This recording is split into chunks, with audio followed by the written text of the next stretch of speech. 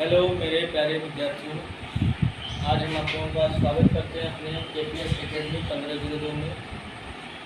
आज हम आप लोगों को इस क्लास में कक्षा 12 का विषय भौतिक विज्ञान का कूलाम के नियम पर आधारित न्यूमेरिकल्स यानी क्वेश्चन कराएंगे।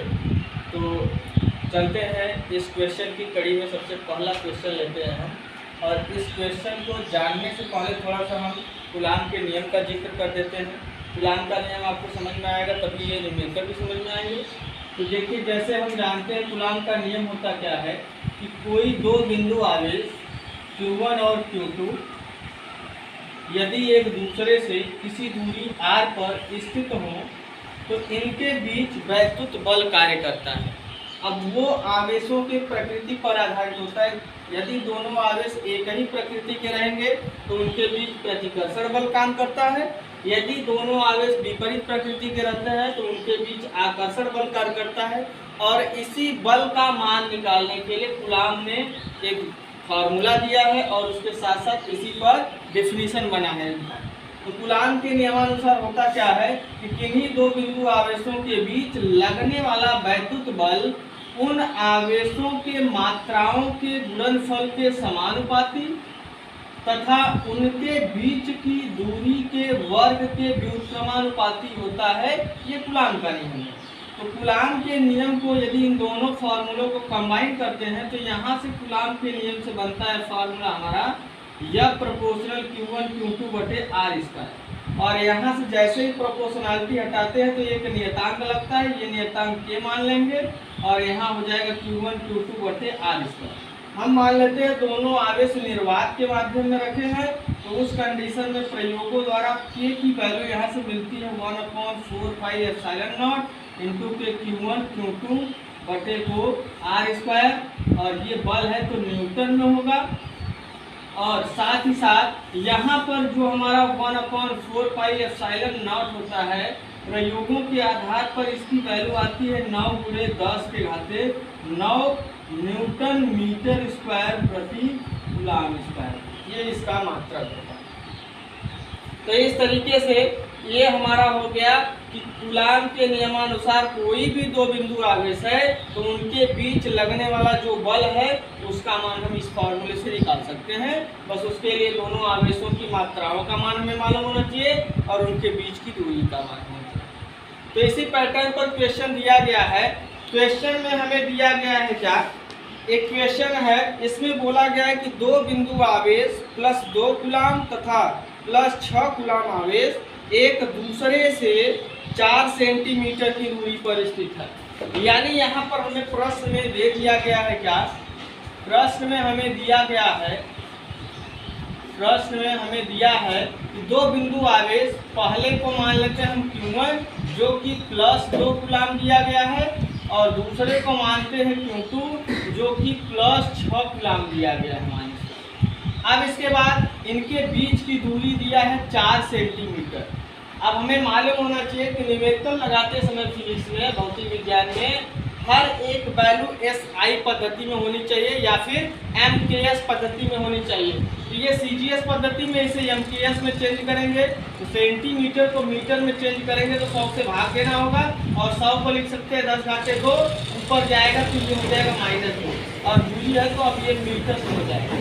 अब ये हो गया SI पद्धति में। अब हम इसके अनुसार इसकी वैल्यू रखकर सॉल्व करेंगे कूलाम के नियम से।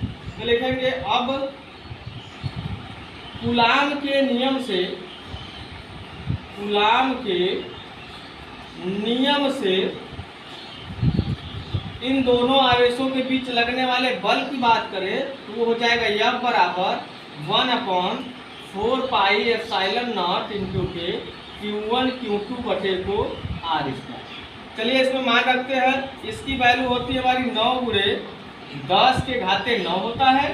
गुणे को Q1 की बात करें तो Q1 का मान देखा जाए तो यहाँ दिया गया हमें 2, Q2 की बात करें दिया है 6, R की वैल्यू की बात करें तो ये हो जाएगा 4 × 10 के घाते -2 का होल स्क्वायर।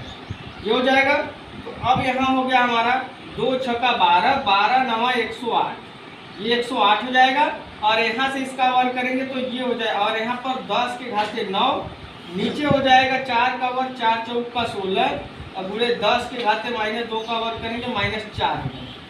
अब यहाँ से हम करेंगे क्या, अब यहाँ से हम भाग देंगे, 16 से भाग दिया जाए तो 16 छक्का 96 होगा, 16 साते 112 ज़्यादा हो जाएगा तो 6 बार लेकर जाएंगे, 16 साते ज़्यादा हो जा रहा है। जैसे हम यहाँ पर भाग देकर आप लोगों को बता देते हैं कि जैसे हम 16 से भाग दे रहे हैं तो 16 छक्का 96 हो गया, यहाँ से माइनस करेंगे 8 में 6 गया 2, 10 में से 9 गया 1। अब इससे इसमें नहीं जाएगा तो यहाँ पर हम क्या करेंगे, डेसिमल लगा लेंगे और ये हो जाएगा 0 120, 16 साते 112 हो जाएगा। अब माइनस करेंगे इसमें से तो 8 आएगा। अब यहाँ हो जाएगा दशमलव का फिर 0 बढ़ा सकते हैं, 16 पचे 80 हो जाएगा। तो ये आ गया हमारा इसका वैल्यू क्या, 16 से काटने के बाद 6.75 गुणे 10 के घाते 9 है, ये माइनस से ऊपर जाएगा तो प्लस हो जाएगा, 10 घाते +4 हो जाएगा।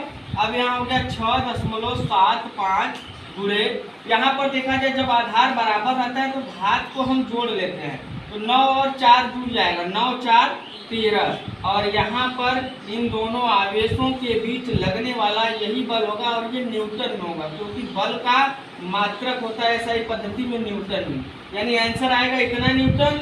और इसमें पूछा गया था कि ये जो बल है वो किस प्रकृति का है, तो चूंकि देखा जाए दोनों के दोनों आवेश प्लस हैं तो हम पढ़े हैं कि यदि सजातीय आवेश होते हैं यानी एक ही प्रकृति के आवेश होते हैं तो उनके बीच प्रतिकर्षण बल लगता है, यानी कि इनके बीच लगने वाला वैद्युत बल का मान इतना है और वो वैद्युत बल किस प्रकृति का होगा, प्रतिकर्षण प्रकृति का होगा।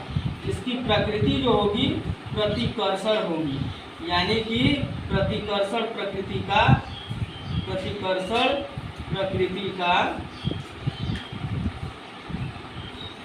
बल है, इनके बीच लगने वाला ये बल प्रतिकर्षण प्रकृति का है और उसका आंसर आएगा 6.75 गुणे 10 घाते 13 न्यूटन।